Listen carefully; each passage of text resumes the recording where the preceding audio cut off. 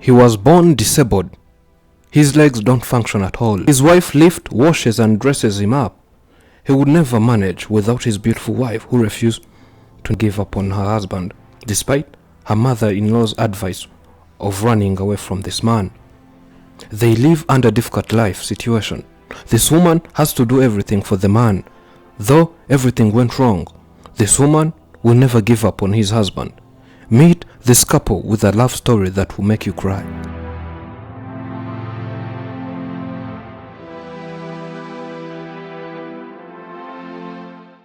The measure of love is to love without measure. The greatest gift you can give someone is the space to be his or herself without the threat of you leaving. Love is not a temporary feeling or emotion. Emotions and feelings change, sometimes daily, but true unconditional love is everlasting. It stays forever and ever. On our journey to visit this couple that lives in the hilly area, reaching there was not easy due to a limited infrastructure. There are some routes where a vehicle cannot pass. We had to travel by foot, but it's easy to reach at him in this area because he was known for his disability. Anyone can direct you to his home. I was born with these disabilities. Since growing up, I found myself looking like this, and I was not even taken to hospital in my childhood. When my parents remembered that doctors can help, it was too late. So I had to remain this way. When he proposed me, it was quite unique because I lived far from here. My husband was born here, yet he had this disability that could not allow him to make any movement. So he sent a messenger on his behalf. The messenger came to me and said, "I have come to find a husband for you." I felt like it was the right time for me to get married. So I came here to see who my husband would be. I found he's this one, and my heart convinced me that he's the right partner. We went shopping and then lived together.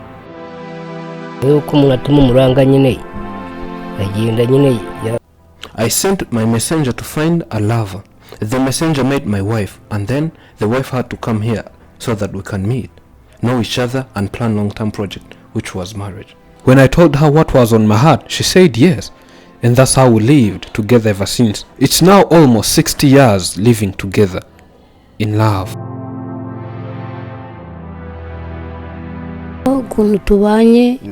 As long as he's living with this disability, since we got married, I'm the one who took responsibilities of a man. Here I mean working so that I can provide for both of us. I struggle and hustle hard to get what we can rely on for a few days. And sometimes I look after people's cattle, and I'm rewarded food, and life goes on. Due to his disability, this old man, to make any movement, he needs people to lift him, and most of the time, it's the wife who has to lift him and take him where the man is going.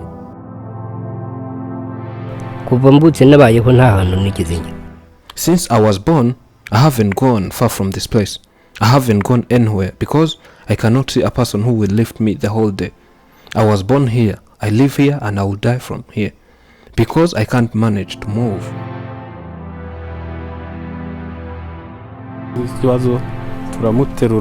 We lift him when there is an emergency case and when he is required to be there, or by when he accompanies the wife, or when they go to the field for cultivation. We have to take him there. When I'm nearer, I come and lift him. When there is someone else, they lift him because he's near the roadside. People are always passing by, and we are not bad people who cannot do this man a favor and give him a lift.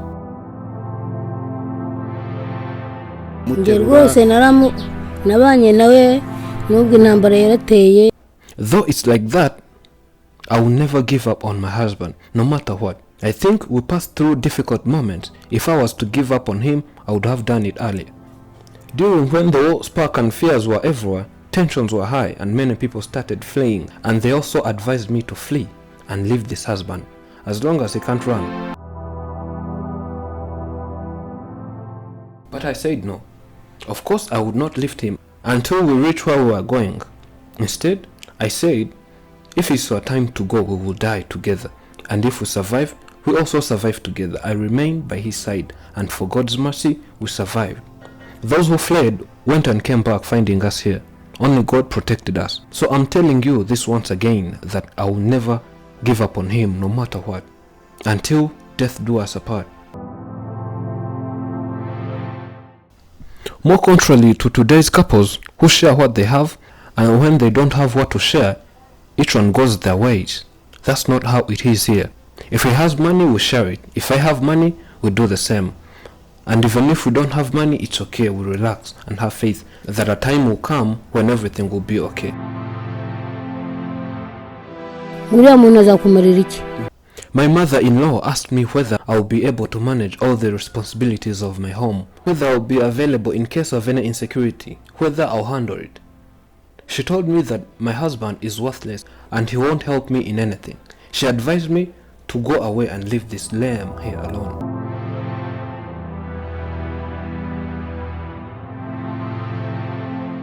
Though he is disabled, he tries to help the wife in different activities, whether digging, looking after animals, and collecting some firewood.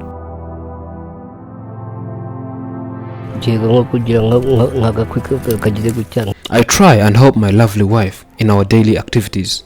Like here, we're in front of my home. It's not far. I try and be by her side so that he cannot feel lonely, yet I'm around. I can't just remain sleeping in the house.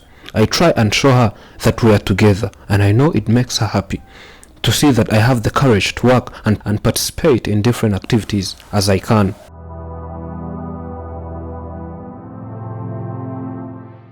They live in a small house of one room and a living room. They cook from inside their living room. We are lucky to see them prepare and share their meal happily.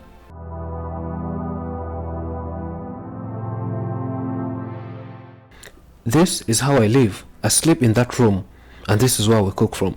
As long as we have no kitchen, we cook from our living room. We are thankful that today we have got our meal, but trust me, it's always very difficult because the food we are eating is not our harvest. Those are sweats of my wife. You see, I can't manage to do any work. She works for people and they pay her food. And she doesn't work every day. Some days we drink water and sleep. Not that we are on diet, but because we don't have what to eat.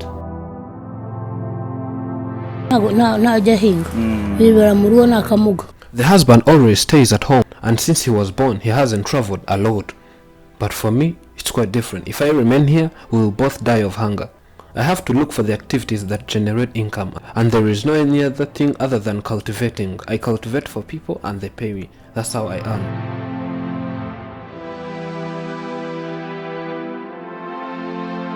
Getting money for other essential needs like soaps, clothes, and so on seems impossible. We have to wait for our bananas to ripen, then make wine out of them and sell. Like those bananas in the living room, we're waiting for them to ripen so that we will get money and buy a few things.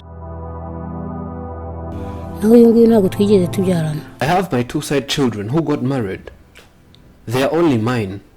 Me and this husband never got lucky enough to produce children. We got married when I had those two children of mine. We tried making love but failed. But that can't stop our love. Here are some goats and one bull, but they don't belong to us. We are grazing for someone else. They are for our neighbors. We are just keeping them for the sake of only getting manure. Whenever I don't have enough manure for our crops, we tell neighbors to lend us those animals. And after a certain period, I collect enough manure needed, then hand back the people's animals.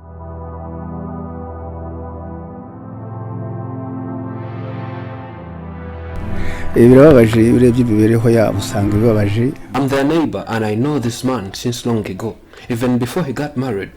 But this is a painful story. If you see how hard and difficult their life is and compare to how nowadays no one helps the other, it's a painful story. This woman struggles to provide for his husband. You can imagine she has to be even nearer to the husband. Even when she's at work, she has to make sure she checks on the husband. So life to these people is not easy. She has to fetch water, cook, and do everything. What we appreciate is the perseverance of this woman, spending all these 60 years struggling for your partner and lifting him every day. She is really one of those unsung heroes. She deserves an Oscar.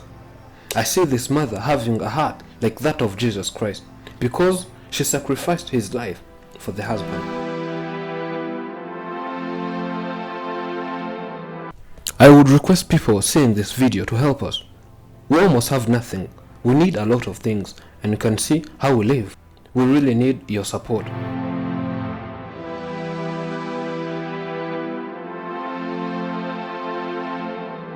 Encourage, lift, and strengthen one another, for the positive energy spread to one will be felt by us all.